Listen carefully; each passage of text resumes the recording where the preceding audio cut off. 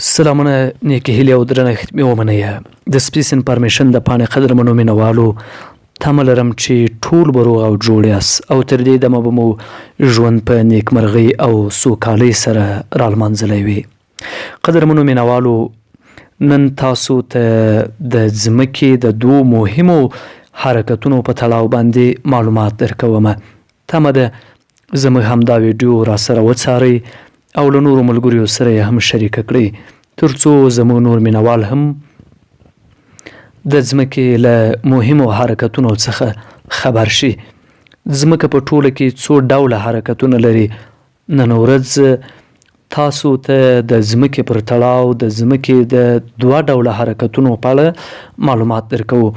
تمه ده تر پای شیبو را سره پاتې شئ او زموږ ویډیو در سره وڅارئ. موږ او تاسو د خدای جل جلاله په کائناتو کې په لمریز نظام کې ډیر کم ځای نیولی ده. د خدای جل جلاله کائنات ډیر ستر دی، دومره ستر چې حتی تصور یې نشي کېدای. نو ځمکه خدای جل جلاله زموږ او ستاسو د اوسېدلو لپاره برابره کړه او په ځمکه کې هغه امکانات چمتو کړو تر څو موږ او تاسو وکولای شو پر ځمکه ژوند وکړو.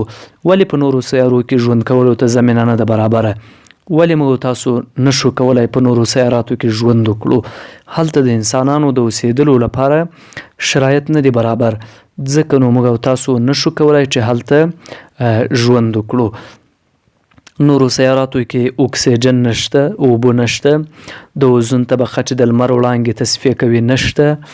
همدا ډول په سلګونو په زرګونو نورې اسانتیاوې خدای جل جلاله په ښکلې ځمکه کې د انسانانو لپاره برابرې کړې دي، تر څو انسانان وکولای شي له هغو څخه ګټه واخلي او استفاده ورڅخه وکړي. ځمکه په ټوله کې زیات شمېر حرکتونه لري. نن یې موږ تاسو ته دوه ډوله حرکتونه در پیژنو.